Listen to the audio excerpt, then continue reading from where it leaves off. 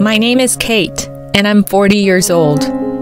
I've been married to my husband Mason for 10 years. He's the same age as me and was a colleague at work. We're now at different branches, but we used to be in the same department. My husband is a responsible person who is admired by his subordinates. He's a bit vain and doesn't like to show his weaknesses to others. He was a confident, flashy, and masculine man. His work performance was highly regarded by his superiors, and he was expected to be promoted without any problems. In contrast, I'm a rather low-key and inconspicuous type. I was honestly surprised when he passionately pursued me, as we have opposite personalities. After dating for 2 years, he proposed to me with a large bouquet of roses. I had never been so loved by a man before, so I accepted his proposal immediately. I couldn't wait to start our wonderful life together. However, what awaited us was living with my in-laws. There was no prior discussion, and I wanted to refuse, but my husband was adamant about living with them. "My parents are good people, so everything will be fine," he said, and he passionately explained how much they were looking forward to living with me, so I couldn't refuse. We've been living with his parents in their home for the past 10 years. Life there was unimaginable when we first got married. "Kate, you've forgotten to clean the entrance again." My mother-in-law would start nagging as I finished making breakfast for everyone. This ritual happens every day. "I'm sorry," I would say, but she would reply, "Just apologizing won't do. If you understand, go and do it right away." Even though I had to go to work, I was treated like a servant from morning. For the past 10 years living with my in-laws, I've been forced to wake up at 5 a.m. to cook breakfast and clean. My mother-in-law, a housewife, should have time to do housework herself, but she doesn't. I rush through the morning chores, go to work, come home, and immediately start cooking dinner. By the time I go to bed, I'm so exhausted that I practically pass out. This has been going on for so long that I've become weak and often feel unwell. The cause is probably stress. "Do the cleaning properly. I don't want the neighbors to think we're neglecting it," my mother-in-law would say as she relaxed in the living room eating the breakfast I made. "If you don't finish quickly, you'll be late for work," she would add. Even with this going on, my husband never once stood up for me. My father-in-law would hide behind his newspaper and pretend not to see. Since moving in with my in-laws, I've been subjected to terrible mistreatment. The stress has caused my weight to drop drastically, and I now look unhealthy. My period stopped due to my sudden weight loss, and I couldn't get pregnant. Despite being the cause of this, my mother-in-law continued to blame me. Before getting married, I cared about how I looked and was healthy. Now there's no trace of that.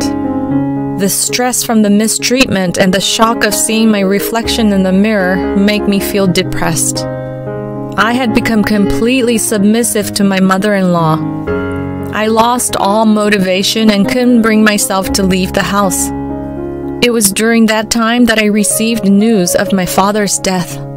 He had suddenly passed away in an accident. I hadn't been back to my parents' home in a long time because my mother-in-law and husband would criticize me for wanting to go.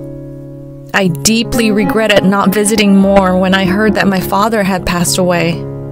My parents' home is about an hour's drive from my in-laws' house, so it's not too far away. I asked them if they would come to my father's funeral. "My father's funeral is happening, so..." "Well, we won't be going. Just have your family there, okay?" The two of them cut me off before I could finish speaking. I never thought that they could be so heartless. I simply replied, "I understand," as I held my trembling shoulders from anger and sadness. Many people attended my father's funeral. He was self-employed and had connections with a lot of people. Everyone who came to the funeral shed tears, showing how much my father was loved. "Kate, It's been a while. You've lost so much weight. What happened? My mother, who I hadn't seen in a long time, was surprised at my gaunt appearance.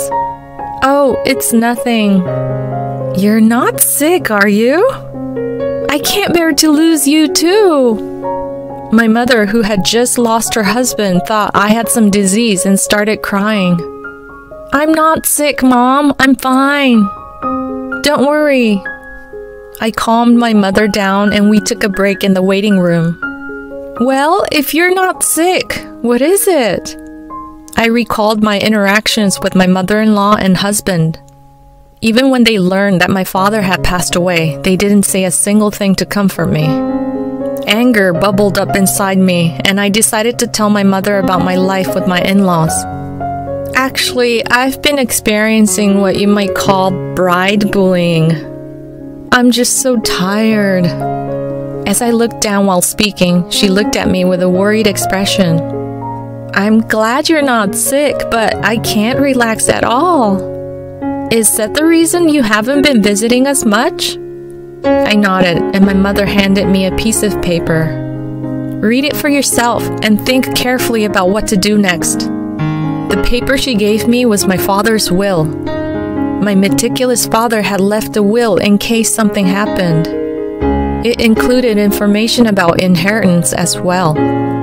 I get a $790,000 inheritance. That's what it says. You can decide how to use it. I was shocked by the large amount. At the same time, I had hope that I could end the living situation with my in-laws. With this, I can build a house and leave my in-laws' home right away. My life seemed to be getting better thanks to the inheritance my father left me. I went home to my in-laws' house and did housework as usual. On days when I have plans, the house gets messier than usual. It can't be helped since there's no one to clean. As I silently did housework, I thought about the $790K I had inherited from my father. I had resentment towards my mother-in-law, but I still wanted to be with my husband. I decided to be honest about the large inheritance and proposed that we leave my in-laws' house. I have something to talk about. I began speaking with my husband after my in-laws had gone to bed and we were alone. Yeah, so it's about my dad. It turns out I'm going to inherit his estate. Oh, really? How much? Well, it's $790K. When I told him the amount, my husband looked dumbfounded as if he couldn't believe the figure. What? Are you serious? Yes, $790,000. When he understood what I had said, he was delighted and said, Wow, he left that much for you? That's so generous. So, about what to do with the money? Since he was in a good mood, I decided to get to the main point. But before I could speak, he said something outrageous. We need to transfer that money to my mom's bank account right away. I didn't understand what he was saying. It was so absurd that I thought he was joking. Wait, why? I inherited it, so that's not right. As I laughed and spoke, he slammed his hand on the table. What kind of nonsense are you talking about? A wife's money belongs to her mother-in-law. He probably didn't even realize he was saying something ridiculous. Looking into his serious eyes, I felt frightened. I'm sorry. I don't quite understand what you're saying. All I wanted was to talk about building a house for the two of us. But he wouldn't let me and tried to make my inheritance into his mother's property. That night, I was so shocked that I couldn't sleep. The next morning, as I was preparing breakfast, my husband and mother-in-law approached me with angry expressions. So Kate, I heard that you inherited $790,000 but said you wouldn't give it to me. What are you thinking? She had already heard about the inheritance from my husband. But I'm the one who inherited it. Stop arguing and transfer it to my mom's account right now. A wife's money is the family's money, right? The two of them seemed determined to get their hands on the inheritance by force. No matter how much I resisted, I was only blamed. Thinking that resistance was futile, I fell silent and my husband showed me a piece of paper. You're getting carried away just because you got your hands on some money. What's with the attitude? I'm the one supporting you. If you don't change your mind, it's divorce. The paper was a divorce form. I've already signed it. Take this and go back to your parents' house. If you apologize properly, I might not go through with the divorce. I received the divorce form with my husband's section completely filled out. As I stared at the divorce form, my memories came flooding back. I had never been supported in this house. I paid the same amount of living expenses as my husband, and all the housework was my responsibility. I had never been taken care of. Yet, the two of them always looked down on me.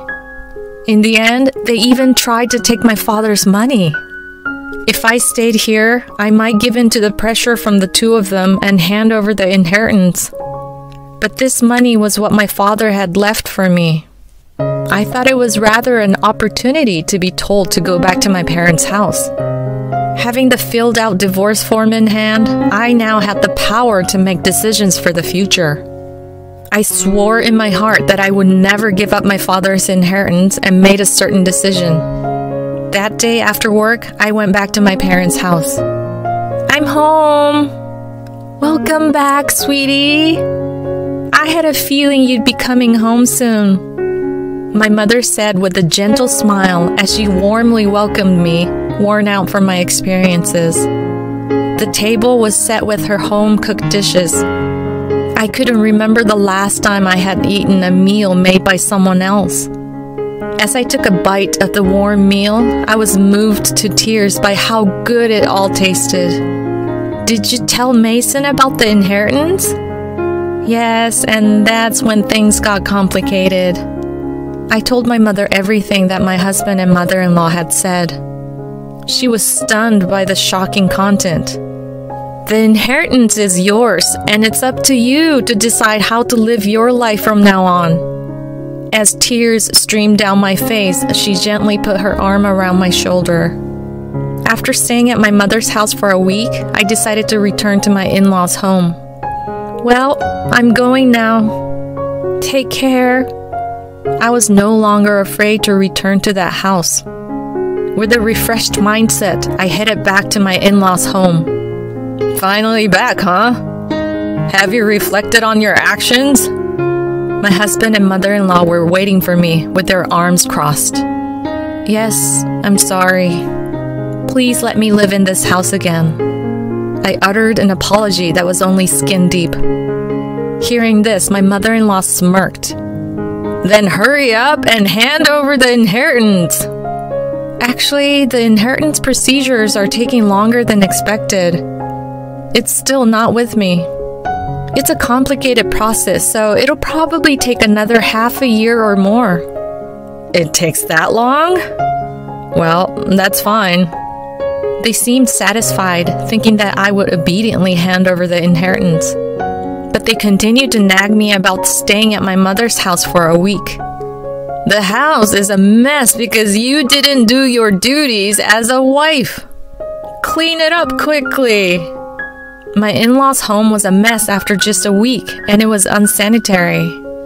It was actually impressive to make it so filthy in such a short amount of time.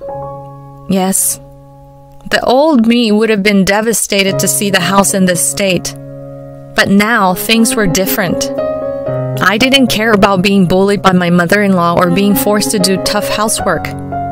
I did the housework as ordered by her. 10 months later, it was my mother-in-law's birthday.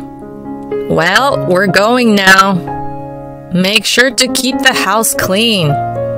She always went on a trip for her birthday, and of course, they never took me. By the way, have you received the inheritance yet? It's supposed to arrive today. Well, isn't that perfect? That $790K is a present from my mom. Make sure to transfer it to her account before we return. There was no way the inheritance would conveniently arrive on her birthday. My husband couldn't see through my lie. I didn't respond, but simply saw them off with a smile, saying, "Take care and have a safe trip." Once they were out of sight, I began to put my plan into action. I had been waiting for this day for a long time. They would surely be surprised when they returned from their trip, but it was no longer my concern. I quickly packed my belongings and left my in-laws' house. Wow, this is amazing! I was moving my belongings into my new home. In fact, I had built a house with my father's inheritance. I'm so happy I get to live in such a beautiful house. I had decided to invite my mother and live together. I am truly happy that I don't have to be bothered by them anymore. I sank into the soft sofa and felt content. Today is a celebration of our new home with my mother. We invited a chef to our home and spent a luxurious day. The next evening, I received a phone call from my husband.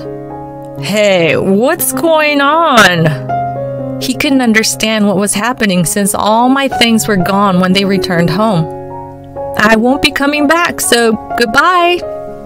I tried to hang up since I didn't want to talk to him anymore, but I could hear my mother-in-law raising her voice on the other side of the phone. What the hell do you think you're doing? Where are you now? I can't answer that. You told me to clean the house, so I put my things away. That's not funny. Besides, you haven't transferred the inheritance yet. How many times do I have to say that a daughter-in-law's money is mine? Huh? I'm single, you know. When I answered that way, my screaming mother-in-law suddenly fell silent. Single? Well, I'm actually divorced. I submitted the divorce papers Mason gave me. We're strangers now. Goodbye. I said that and hung up the phone. Imagining the dumbfounded mother-in-law on the other end, I could not stop laughing. My heart felt so light now that I had nothing to do with that family. After that, my ex-husband called me many times. When I had time, I would purposely answer the phone and let the abusive words from my ex-husband and ex-mother-in-law flow. I recorded those calls from beginning to end. I decided to consult the police with those recordings. It's not uncommon for cases of harassment from an ex-husband. We'll issue a warning before it becomes dangerous. Fortunately, the police responded quickly and went to my former in-law's house to issue a warning. For my image-conscious former in-laws, having the police come was damaging enough. Plus, a subordinate of my ex-husband who lived nearby saw the police coming. Since my ex was a prominent figure in the company, the rumor spread quickly. Furthermore, his subordinates and colleagues who didn't like him started to exaggerate the story and spread bad rumors about him. Eventually, the rumor reached the department I belonged to. So I heard the police came? I'm divorced now, so I don't know much about it. What? You're divorced? Yeah, the bullying from my mother-in-law and my husband's abusive words were too much. I spoke in a slightly louder voice so that those around me could hear. The gossip-loving employees heard this and spread the rumor even further. It didn't take long for my ex-husband's boss to hear about it.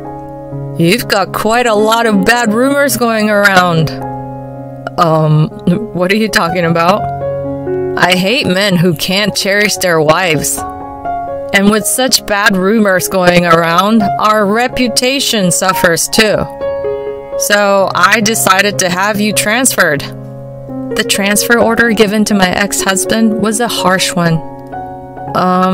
This place is...